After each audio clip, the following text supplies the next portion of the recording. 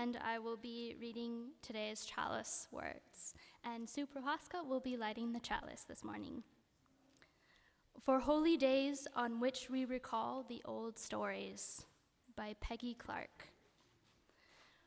For holy days on which we recall the old stories, we light the flame.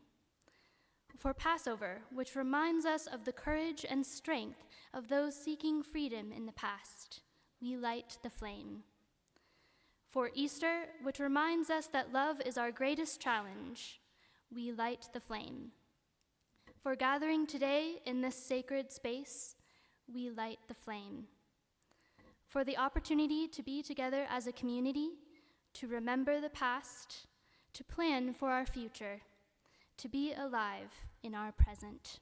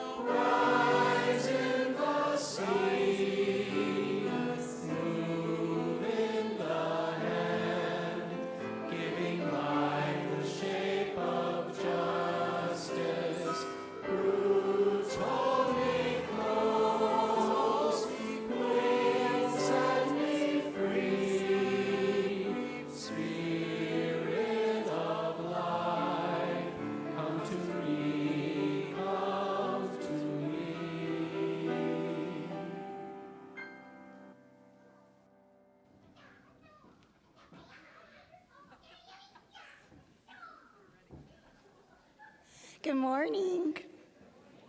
My name is Amy Brock, and I'm the Director of Religious Exploration for Children and Youth, and it is time for our Time for All Ages. So if you are young or young at heart, I invite you to find your way to the rug for our story this morning.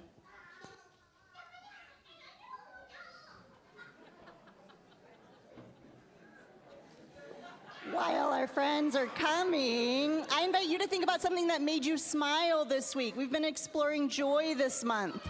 So what's something that made you smile this week?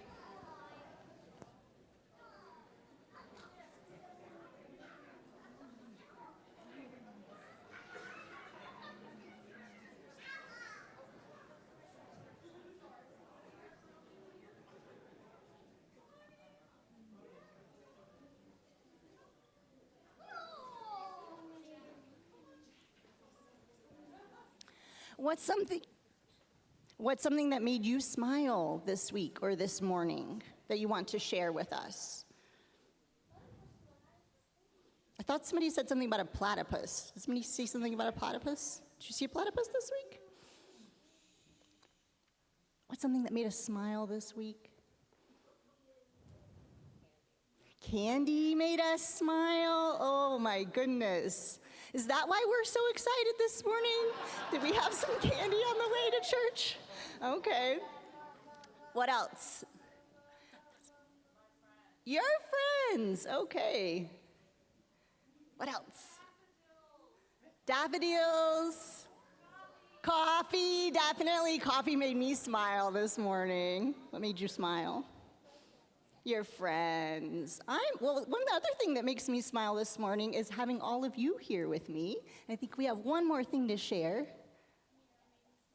Aw, our friend Mira made us smile. Mira makes me smile too. I'm so glad you're here this morning. I'm glad all of you are here this morning, and I have a special story to share with you about joy today. It's one of my favorite stories. Once upon a time, there lived a bird. And she had feathers that glowed like the colors of the sun. They were red and orange and yellow, and they had little sparkles all in them. So beautiful. They were so beautiful that the human beings on the land thought that she carried pieces of sunrise on her wings. Can we just pause for a moment and just kind of imagine what that might have looked like? Beautiful, beautiful wings with sparkles on them, so pretty. But in addition to being so beautiful, this bird was also very wise. And it was her wisdom that the people of the land turned to whenever they experienced great difficulty. And one day, a big storm swept through the land, and it left all kinds of destruction and trash everywhere. Full of despair, the people went to the bird seeking her guidance. They said, "Whatever shall we do? How can we find hope when it just feels like it's so lost here in all of this mess?" The bird responded by telling them a story. She said, "This is the story of how I came to be. Long ago, in my very first life, I lived in a land of an eternal spring. The days were gentle and the nights were calm. My feathers were colorful, but not quite as colorful as they are now. And my strength was impressive, but not quite as mighty as it is now. And one day, our land was struck by a big fire, and fire consumed everything in its path, including the tree that held my nest. I tried to escape, but the fire was relentless, and it consumed my tree and me. But as the fire burned, something extraordinary happened. What I thought was my last breath actually filled my lungs with a new strength. And with that newly discovered inner strength, slowly I emerged. And as I looked at my feathers, I saw that the fire had not destroyed them, but it had made their color more vibrant than ever before. Over the years, this has happened again and again and again, with the pain of the fire not destroying me, but leaving me stronger and more beautiful than before. And so, friends, said the bird, I ask you this. As you look around at all this destruction, are you sure that rubble is all that you see? And as they looked at it again, they realized that just as the bird had discovered a new strength in her ashes, there was a new type of power arising among them as they found strength and working together. They also noticed that a beautiful love arose between them as they realized that not one of them would need to clean things up by themselves. Just like the bird's feathers became brighter with time, the people became stronger and more beautiful and even more joyful than they had ever been before.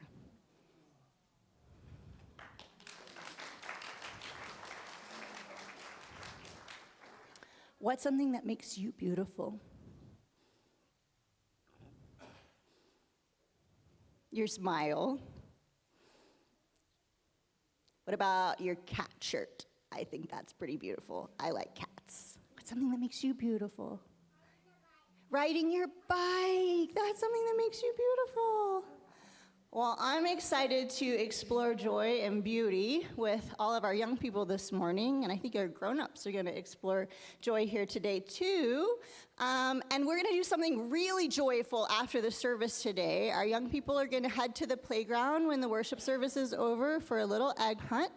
And parents are invited to meet us out there and join us for that, or you can go ahead and find your way to our brunch, I think, that we're having in the back, and our friends will come and meet you here. So parents can come and join us, or your kids can meet you here, and we will look forward to having our egg hunt today, but we have some fun things to do before we do that. But before we go have fun today, we need to say our children's covenant together so that we know how to be together in this space. Let's do it. In this place, I am kind. In this place, I am loving. In this place, I am a friend to the earth and all animals and people. In this place, I am loved.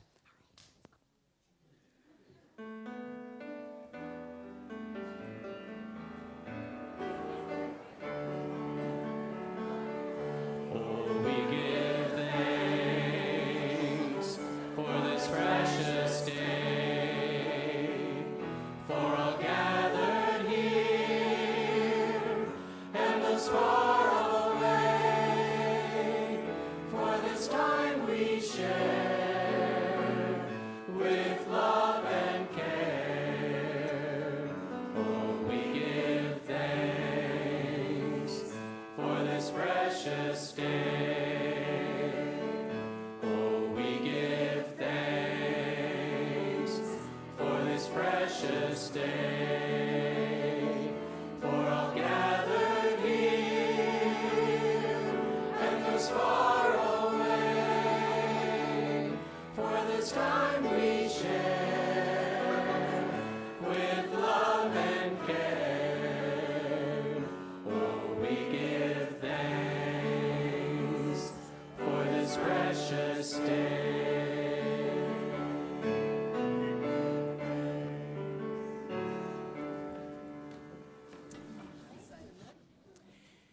Good morning and happy Easter, happy spring, happy Earth Day, which will be Tuesday. Tuesday is going to be the 55th anniversary of folks who got their heads together and said, we need to take care of the earth, don't we?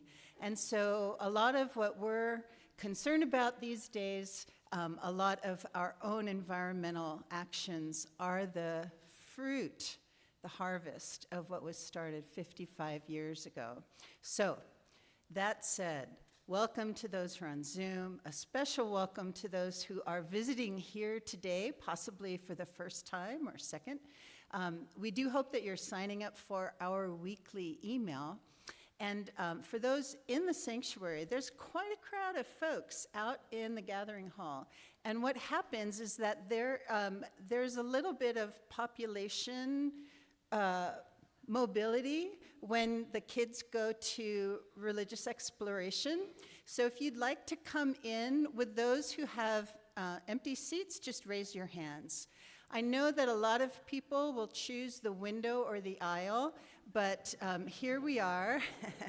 So if anybody would like to come in, you're welcome. They're staying put. Okay, fair enough. But this is a good reminder that when we come in on Sundays, that as folks are coming in a little later than the early birds, please squeeze into the middle and leave the easier seats available. A big thank you to those who struggled with peeling eggs and making deviled eggs, and who baked or shopped to make our Easter spread so fantastic. It's going to be a feast, and so everyone is invited, and the doors are open on the patio, or they will be. So anyway, just make it a celebration today. I have received a reliable report from Ann Wyman that no more cupcakes are needed for the 10th anniversary next Sunday. So if you were really getting your bake on, we'll have to find another opportunity for that.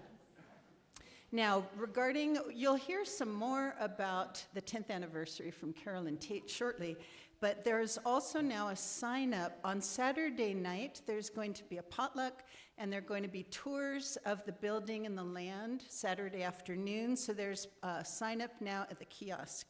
There's a couple of other sign-ups for just what we call our good times opportunities for people to get together, hang out together, and do something fun. So we have a ukulele group. The seed has been planted. So if you'd like to learn ukulele or play ukulele with a bunch of folks, there's a sign up at the kiosk. And then also Mary Craig is welcoming folks to practice calligraphy. I don't believe she's teaching, but if you want to sit and just have an opportunity, an intentional time to make your loops and your long things and your squiggles and all of that. In addition, our adult spiritual development group has a sign up if you are interested in participating in a spiritual book study group. So it's just kind of like a survey. You can email asd@uufco if that appeals to you, or again, sign up at the kiosk. So, regardless of the festivities that we can enjoy, this congregation does not stop from its care for our neighbors, and our homeless outreach project is urging us to be aware that the county authorities are planning to do a sweep of the homeless camp in China Hat on May 1st.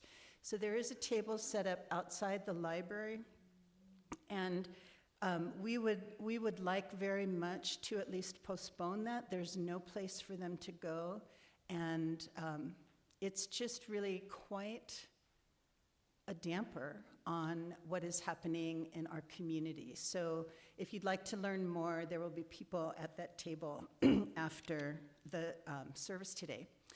And so the last thing that I will say about the 10th anniversary is that for our service on Sunday, None other than Tom Wykes is going to be presenting the sermon.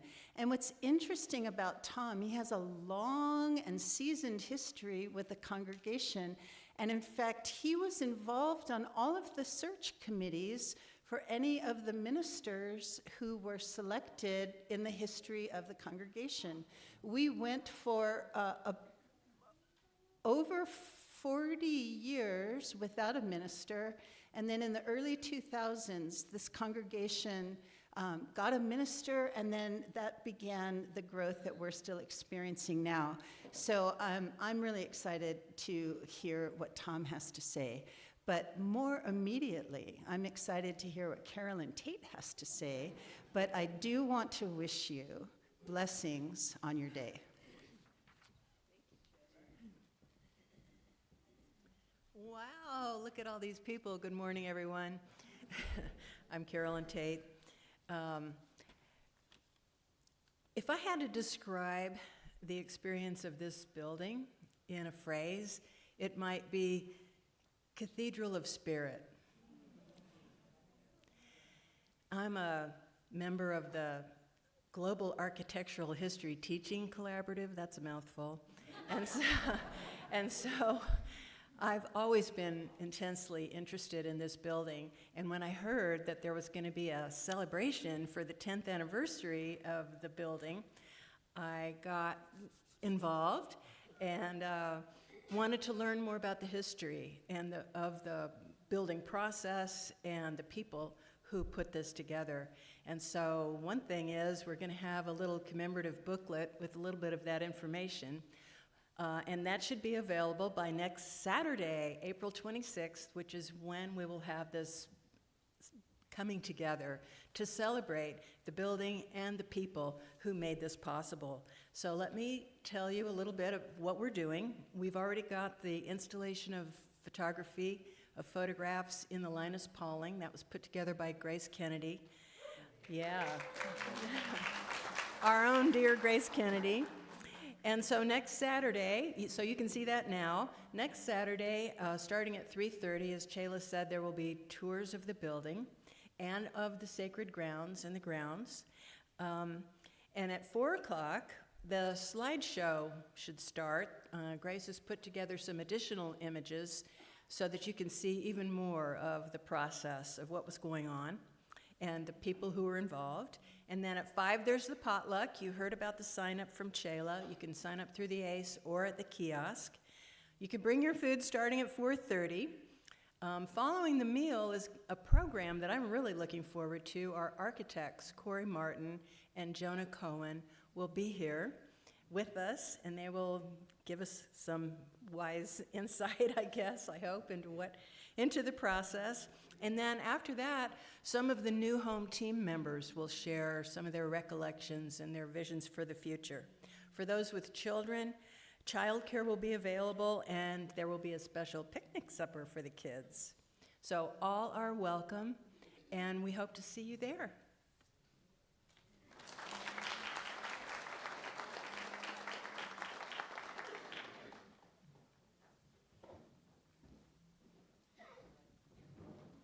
Please rise and embody your spirit. We have a new hymn today.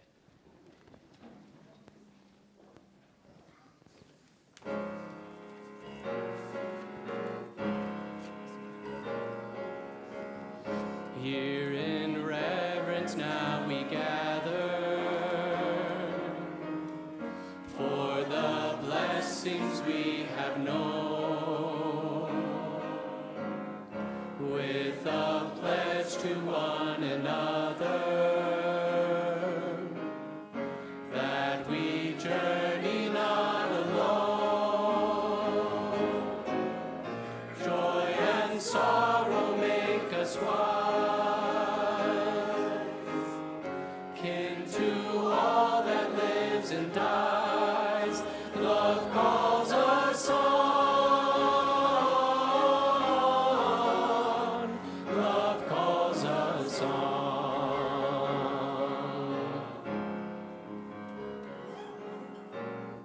Words and deeds of those before us, wake and hear strong. Blend our voices in the chorus of creation's living song. Courage bids us lift our eyes upward to the shining skies. Hope calls us on. Hope calls us on.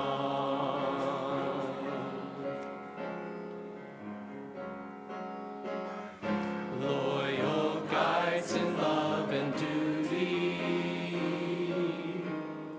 lead us with a trusted light.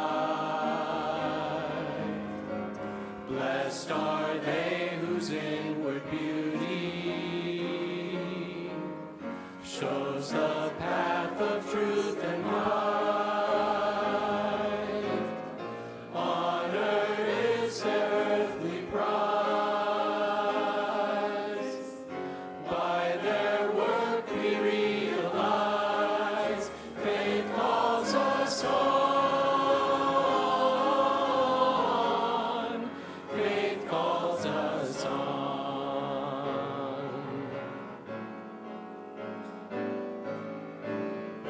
We have shared a radiant hour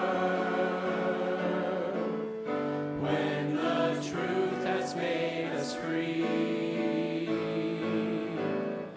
and the Spirit's gracious power dreamed of good that yet shall be. Bright the path before us lies. Joyful pilgrims now we rise. Life calls us on. Life calls us on. Life calls us on. Life calls us on. Life calls us on. Life calls us on. Life calls us on.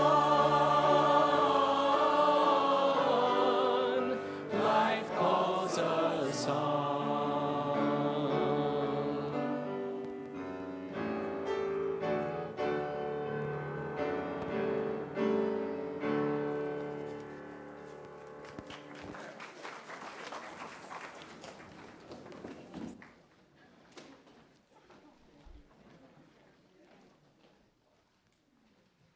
Now we will take the offering for this church and all of the good works that it does.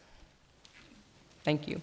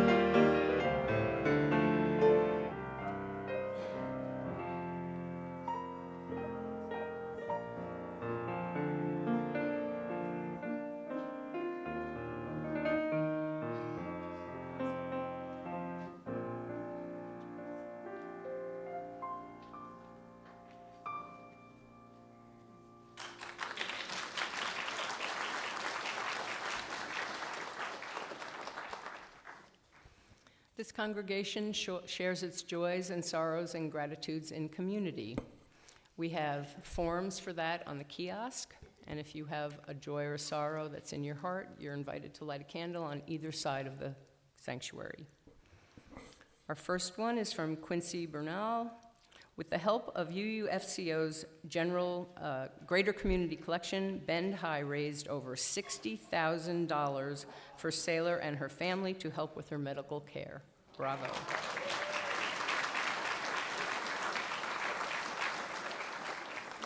From Steve and Julie Sloop, joy that our book published on electric vehicle batteries with my chapter on recycling. Woohoo!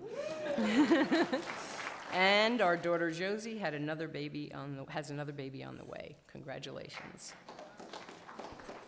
Lind Wyman, Shepherd's House shares, their share van put out the word that they were low on supplies, most needed by the unhoused. UU Homeless Outreach asked you all to help. The response was huge. The share van has begun distributing the supplies, and the storage shed is stocked. In the name of UU Homeless Outreach and the people who needed the supplies, thank you.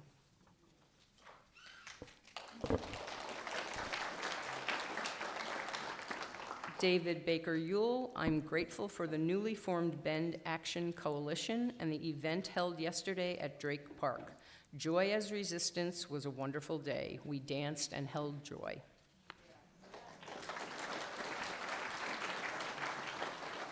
And the last one is from myself. My daughter Isla was finally able to get her feeding tube surgically placed this Wednesday at Stanford Hospital. She will now be able to get steady nutrition. My other daughter Jazz is driving down as we speak and bringing her home tomorrow.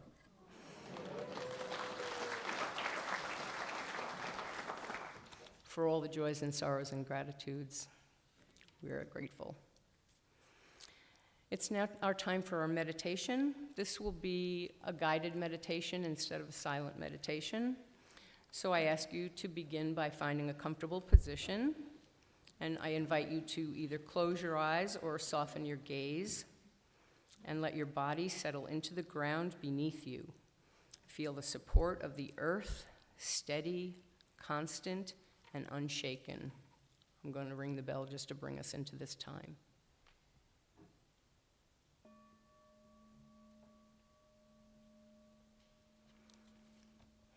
Breathe in and out.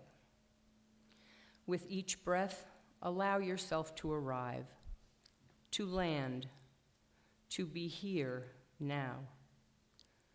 Let go of what is not yours to carry in this moment.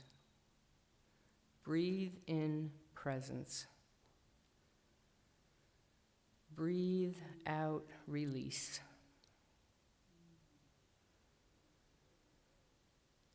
Now, bring to mind a moment when you felt joy. It doesn't have to be loud or large. It could be quiet, like sunlight on your face, laughter shared, or the comfort of stillness. Let that memory rise within you. Let it fill your chest. Let it soften your shoulders. Let it widen your breath. Breathe in joy. Breathe out gratitude. In a world that often asks us to numb, to shrink, to endure, your joy is a declaration, a refusal to be hardened, a testament to the sacred within you. Even in grief, joy can flicker. Even in struggle, it can take root. This is the wisdom of the earth, of the seasons, that after darkness, light returns. After dormancy, new life emerges. This is your reminder you are allowed to rise, to feel joy, to be whole. Breathe in hope. Breathe out resilience. Take one more breath here, and then gently return to your body. Take your space. Wiggle your fingers and your toes. And when you're ready, open your eyes. And carry this joy with you, quiet, radiant, and unwavering.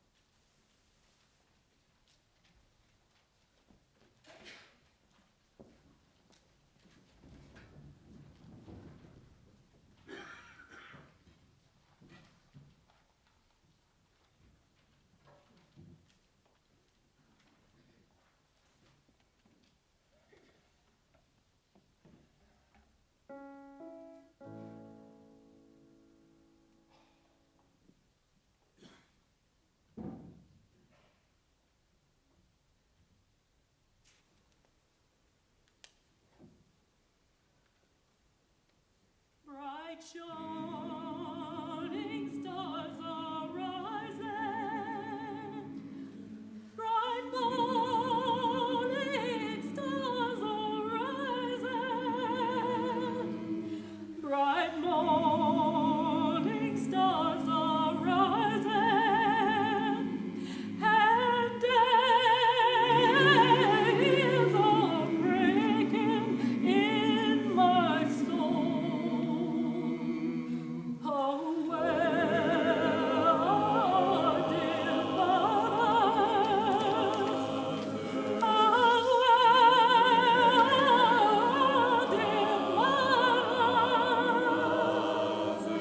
they're sowing seeds of gladness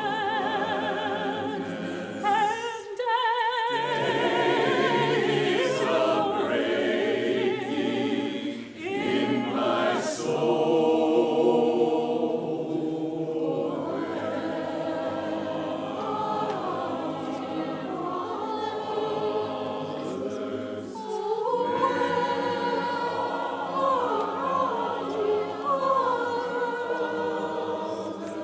They have crossed the river, shouting, and days are breaking in my soul.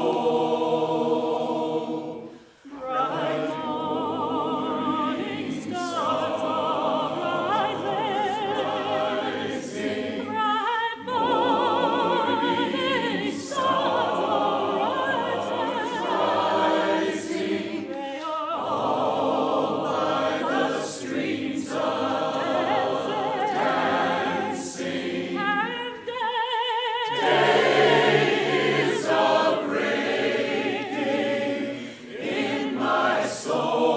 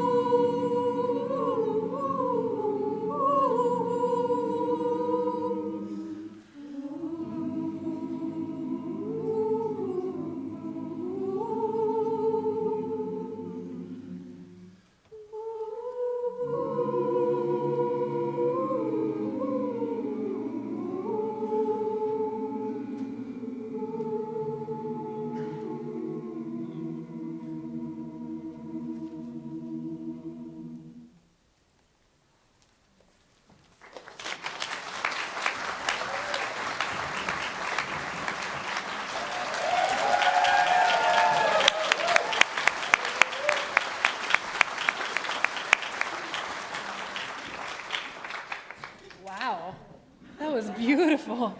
Thank you. Good morning, my friends. Thank you for having me. My name's Morgan, and it's always just such a privilege and delight to be with you all.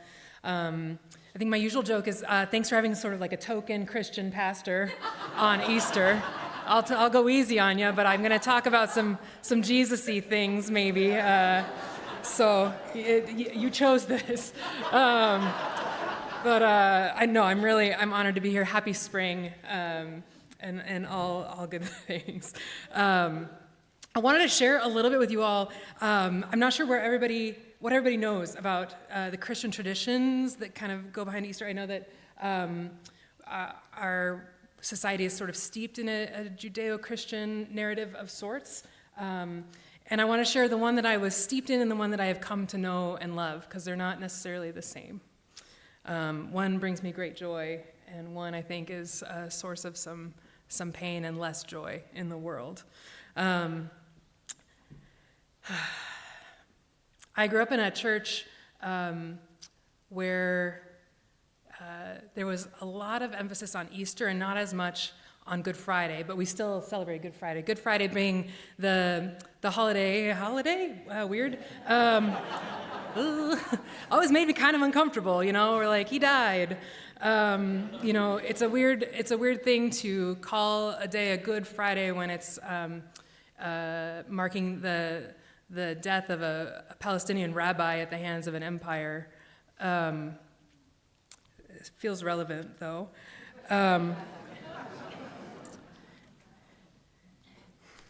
And so, but we need Good Friday. I think when we talk about joy, we need some darkness to go along with it. When we talk about spring, we need winter. When we talk about joy, we often think about our losses, right? There's that juxtaposition of loss and rebirth, of death with life, of returning to life after maybe a long hibernation or a long winter. I was completely betrayed when I got to seminary. I went to kind of a weird school, and I had grown up in this more evangelical sort of megachurch environment, believe it or not, where the story of Easter had everything to do with, Friday happened, it was good, but now it's Easter and everything's okay, and because this Jesus person died, now you're better, and you get to go to heaven one day. And that was the narrative. It was sort of this narrative of substitutionary atonement where it requires an angry God, like a fundamentally very angry God character who requires some sort of sacrifice in order to not hate all of us for being imperfect.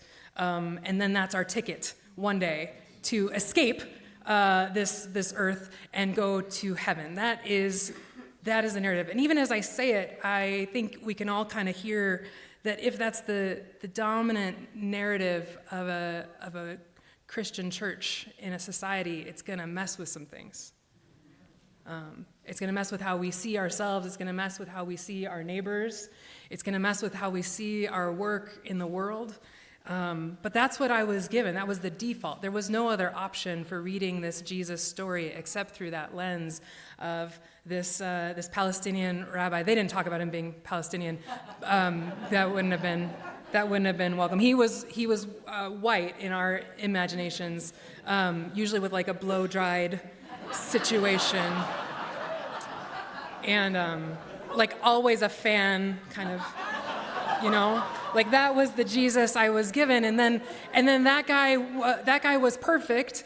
And then a perfect sort of atoning sacrifice for how terrible all of us were, so that we could go to heaven one day. I got to, and it was sort of this escapist mentality, right? Like one day we're gonna get out of here. And I don't know how you look out at this world and think, I can't wait to get out of here. But there are moments, I guess. There was this sense of joy as an escape, that our greatest joy was somehow getting away from reality, was somehow escaping who we were. I even heard friends, neighbors, a pastor or two talk about like they wouldn't recycle. Isn't this is the weirdest thing, if you didn't grow up in the evangelical church. Because one day there's going to be a new heaven and a new earth, went the narrative, and you're not going to be here anymore, so this is all going to go away anyway, so why would you bother?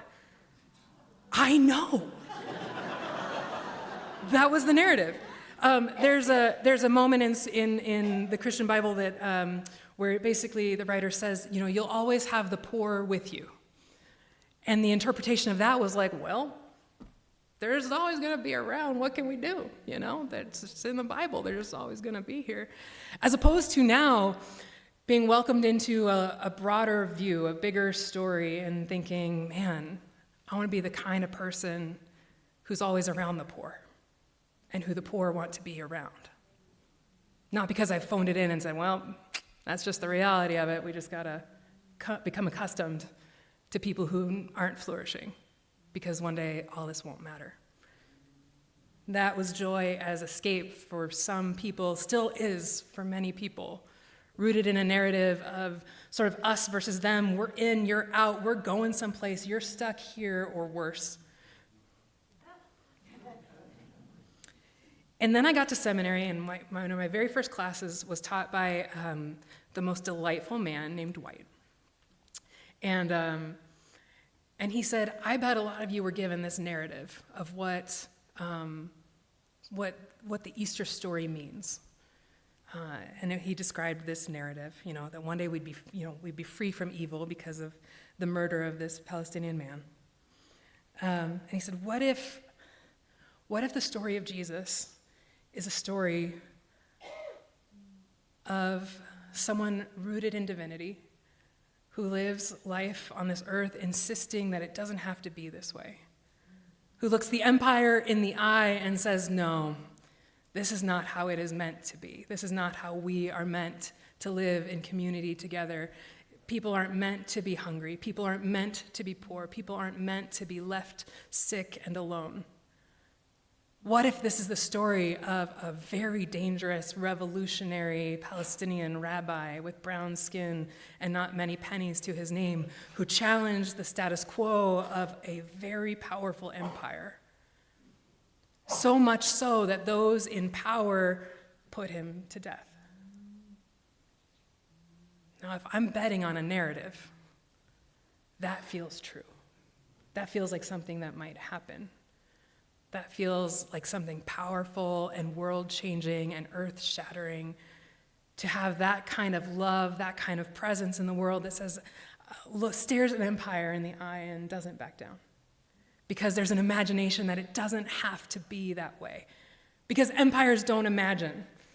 Empires are obsessed with power, obsessed with rule, obsessed with winning, obsessed with the kind of power that doesn't lead to love, but leads to oppression. So what if there is joy in this kind of story? And it's not easy. It's not like the happy, clappy kind of joy.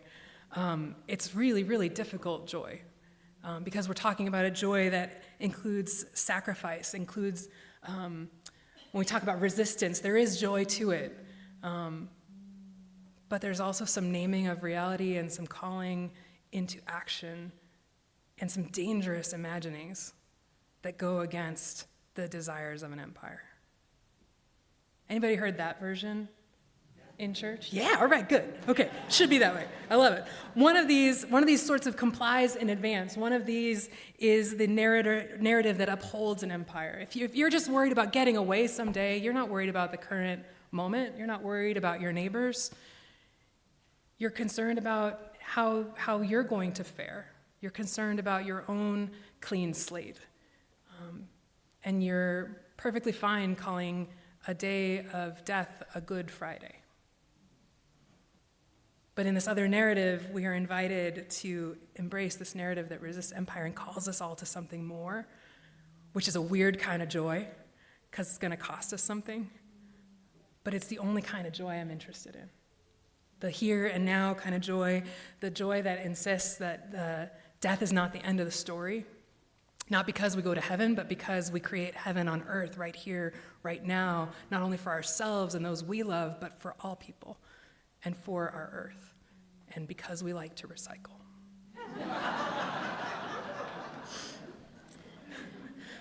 I grew up with the cross being this symbol of, this weird symbol of death that people wore around their necks. Like if you had a guillotine pendant, like it'd be weird. It would be weird, right? Like, you'd get questions, perhaps. And I say that knowing that I'm wearing a cross today, and I wanted to tell you the story of this cross because it sort of has rooted this alternate narrative in me.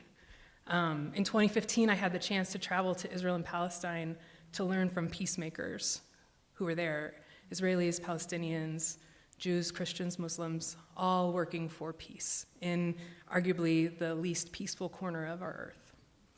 And once you're over there, you might as well stay. So my team had moved on, but I stayed a few extra days and decided to go to Bethlehem. Not totally abnormal for a Christian pastor that looks like me to go to Bethlehem. It's a site, somewhat well known for reasons. And when I got there, I just began walking along the separation barrier that keeps Palestinians and Israelis from ever seeing each other in this very systemic way. And I walked along, and on the Palestinian side, in the West Bank in Bethlehem, it's covered in art and graffiti and beautiful expressions of resistance to empire. And as I'm walking along the wall, it takes a turn, and I just see this woman at the bottom of this hill next to the wall waving her arms at me like this. And I'm concerned, so I move towards her. And it turns out that she lives in this home that is now surrounded on 3 sides by this separation barrier. It's not quite as tall as her home, and she invites me closer and closer. She says, "No one comes to my shop anymore on the first floor of my home because it's too scary. It feels very dangerous. There's a turret a few 100 yards away. And I certainly didn't feel the safest I've ever felt. But she said, would you please come into my shop? And then I just wanted to move in. So I stayed quite a while. This woman introduced me to her family, to her daughter's fiance. She walked me through her shop, and immediately I just knew, credit cards weren't going to be a thing, but I was like, any cash I have on me is staying here. As she explained to me that this wall had just happened almost overnight or during the day. One day her children had gone to school and they had to take the most roundabout way home because suddenly they couldn't get back to their house the same way they had gone. She explained to me that she was taxed differently and extra because her roof was taller than the wall that had appeared after her home had already been built, and that she had to have a special permit just to go on her own roof. I bought everything I could, some beautiful scarves and gifts, and as I was about to leave and having parting words with her, she took this necklace out from behind the counter, and it's olive wood. It's just sort of in the shape of a T, and she said, "I want you to have this as my gift to you. We have an old story in our community that God once told us to go throughout the whole city and put this mark on the foreheads of everyone who longs for peace. And I think you're somebody who longs for peace. And so do not forget me, do not forget us, and please take this as my gift." And that, seminary lectures do some things, but interactions like that stick with you and solidify a narrative for me of looking at certain images of wearing this T-shaped necklace and being reminded of that certainly joyful, but certainly weighty call from this beautiful Palestinian woman to be and continue to be someone who longs for peace.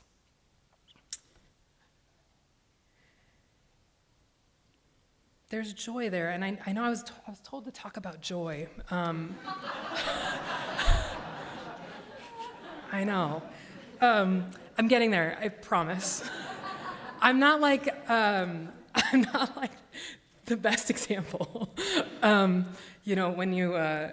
When you've spent your life in working in religion or attempting politics or now working in natural disaster recovery, it doesn't make you the most happy, fun guest. People have been asking me the last couple weeks, how are you? And I'm like, well, there's historic flooding in Burns, did you know? And they're like, I don't know if I wanted to, So I'm really fun, but fun is not the same as joy. So I'm embracing something a little deeper than just fun and happy clappy. My favorite story that's Easter adjacent happens in the Christian Bible a few days after the Easter event. He is risen, which, by the way, Christians say that, like, he is risen, and we all say, he is risen indeed. It's like this happy, joyful response. And I had to share with you all, I don't know that I would say this in other church settings. Are you ready? Okay, the original Greek for the risen verb in that little sentence, he is risen, the Greek could also mean he has awoken or just he is woke. Like, I'll leave that there. You can share that with any types of Christians you want from now. But there's this story. It's my favorite story. Sorry, I couldn't help it. There's a story that happens on a road called Emmaus a few days after the story of the resurrection takes place. And whether you believe the resurrection actually happened, didn't, I don't care, that's fine. The point of this story is that these are two followers of Jesus who spent a lot of time with him, who had been told by Jesus over and over, here's what the kingdom of God looks like. Here's who's in, everybody. Here's who we want to feed, everybody.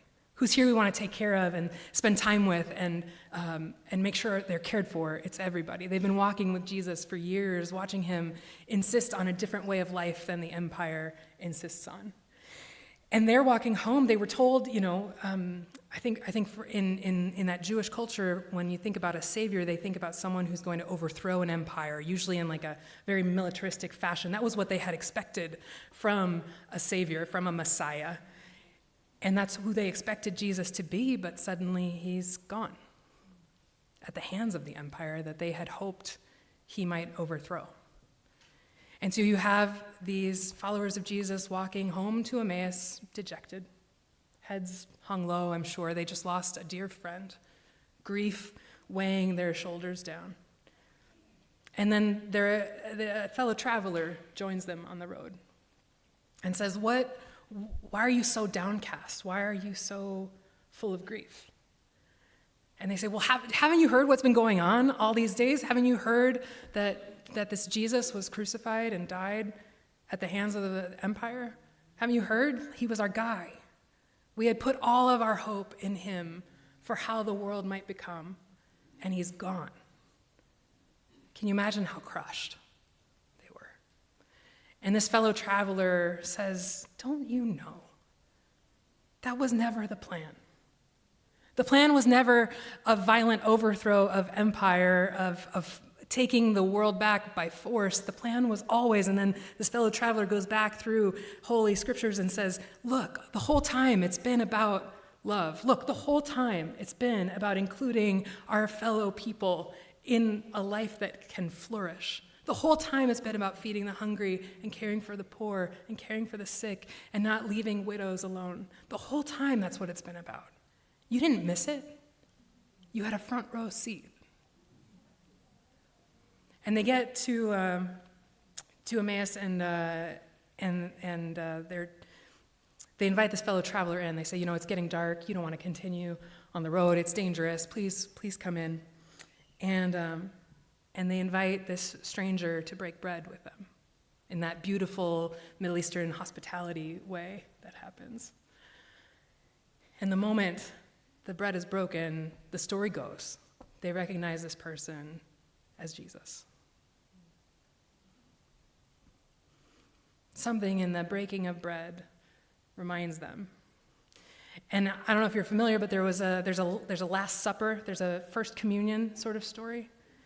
And I always got really annoyed about the way this was done too, just because very few churches would hire me at this point.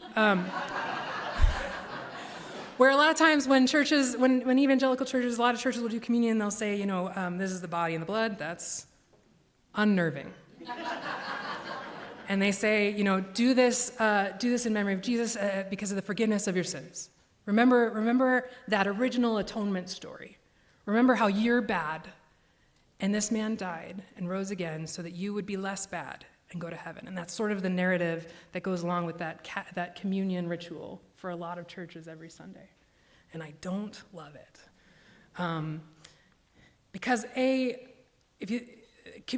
Last Supper happened before he even died or rose again, right? So you're asking them to remember something that hasn't happened yet. So to me, I think probably he was like, hey, when you eat bread together, when you drink wine together, these most common communal acts, when you do those things, I want you to remember me. I want you to remember what you've seen in me. I want you to remember what it means to feed the hungry. I want you to remember this narrative that goes against everything the empire insists on. I want you to remember that joy is resistance to that narrative. That joy is found in caring for your neighbors. That joy is found in this inclusive, imaginative worldview, not in the us or them and oppression of empire. And so I imagine that they had that experience with Jesus at the Last Supper, and then they have this moment of breaking bread in Emmaus, and suddenly their eyes are opened, and they can see the narrative that's most true. They can see the story that they're a part of, that it's not the story of empire, it's not the story of death having the final say. It's not the story of empire crushing the oppressed and that being the end of the story. In that breaking of bread, I think they have this moment of delight and joy and thinking, oh my gosh, that's what's been true all along. What's been true all along is that the story's not over until love wins. What's been true all along is that we are saved not by some weird atonement theory of substitution to an angry God to just pacify the larger powers, but that we are saved by saving each other, that we're saved by choosing joy for ourselves, that we're saved by committing ourselves to making heaven here on earth and not just waiting to escape one day. And I just cannot imagine the joy in that moment. And then they're like, oh, and then he just vanishes, by the way, in the story. That's the coolest part. It was like, I don't know, we looked down, we looked at the bread, and then he's gone. Which sometimes I'm so focused on bread, that could happen. They could just sneak out, you just don't notice when you're in a really good meal. But there's something about choosing to believe in that narrative of joy that is restoring the world. Even when, and I'm not naive, even when we look around, and maybe you all are having this experience, we say, how are you these days? And I don't know how to answer, right? Because I can just gesture wildly around myself and be like, how are you? How is anyone? But being rooted in this narrative, and I look out at all of you and I know this community and I know that you all are those who might as well be marked on your forehead as those who long for peace. And I hope you will find great joy in that. There's two elements. I'm finally getting to joy, I promise. It's in the bread, first of all. But there's two kinds, I think. Maybe more. I don't know. You're signing, and it feels like it's locked in when you say there's two. Okay. Yeah. All right. There's two. Maybe 2.5. There's this cheap joy. It's not the same. It's like cheap joy, rooted in getting out of here, rooted in avoiding, rooted in escape, and just being like, I'm fine. I'm doing okay. Whatever's going on, it doesn't impact me. I'm going to heaven one day. That's fine. And then there's real joy of doing the work of building heaven on earth. And then, so sorry, Kim. I know there was that event, Joy as Resistance, yesterday. There was a dance party in Drake Park. There is something about caring for ourselves in the midst of the fight for justice. There is something about choosing joy even when we gesture at the world and don't know how to answer how we're doing. And it really is a discipline.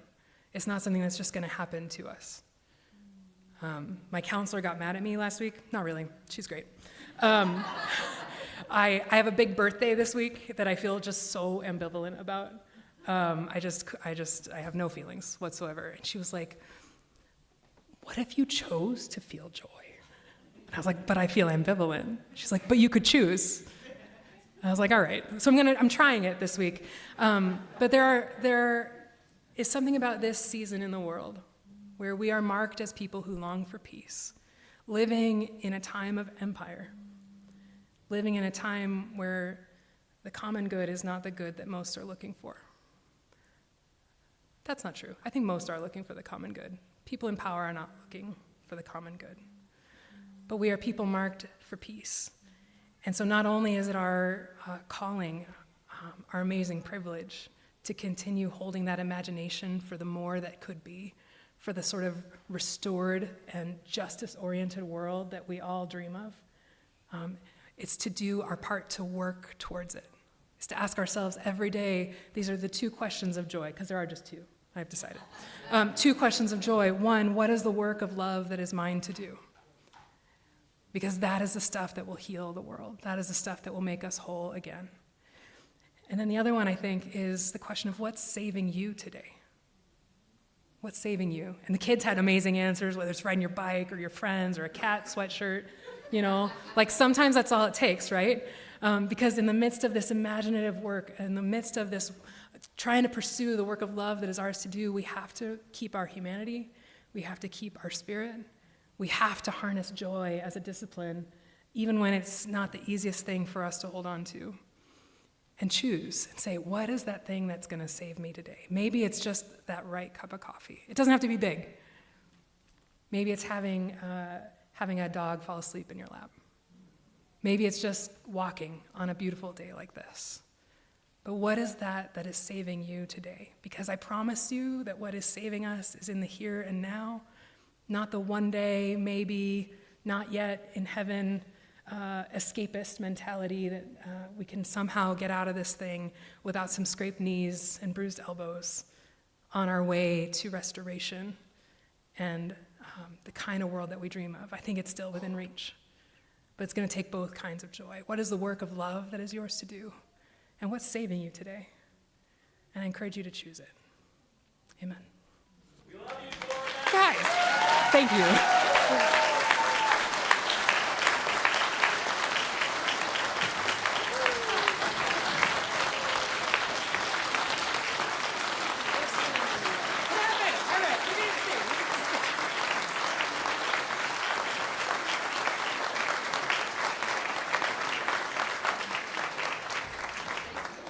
Oh, stay up, stay up. We're singing.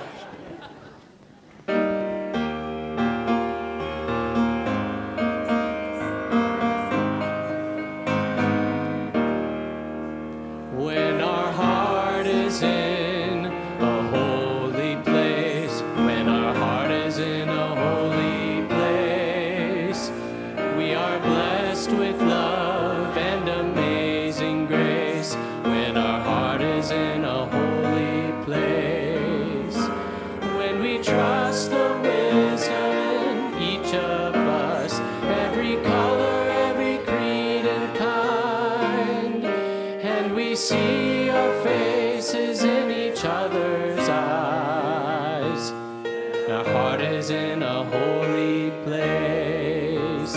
When our heart is in a holy place, when our heart is in a holy place, we are blessed with love and amazing grace. When our heart is in a holy place, when we tell our story from deep inside, and we listen with a loving mind, and we hear our voices in each other.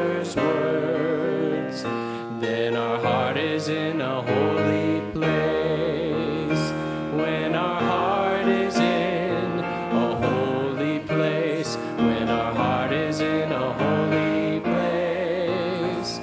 We are blessed with love and amazing grace when our heart is in a holy place. When we share the silence of a sacred place and the God of our heart stirs within, and we feel the power of each other's faith, then our heart is in a holy place. When our heart is in a holy place, when our heart is in a holy place, we are blessed with love and amazing grace. When our heart is in a holy place, when our heart is in a holy place. Please remain standing. Now we will say the covenant as I extinguish the chalice. Love is the spirit of this fellowship, and service is his law. This is our covenant, to dwell together in peace, to seek the truth in love, and to help one another.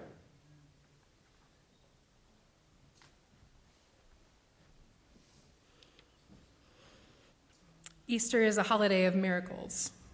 It is life from death, joy from sorrow, celebration from mourning. Easter reminds us that all is never lost, that the story continues as long as we are here to tell it. So gather up your worries. We are going to bury them beneath the ground and watch them transform into flowers of hope, pushing through the earth, reminding us on Easter morning that love brings us back to life. Love brings us back to life, calls us from sadness, from grief, from anxiety, into a world renewed and alive and filled with joy once again. My friends, go in love.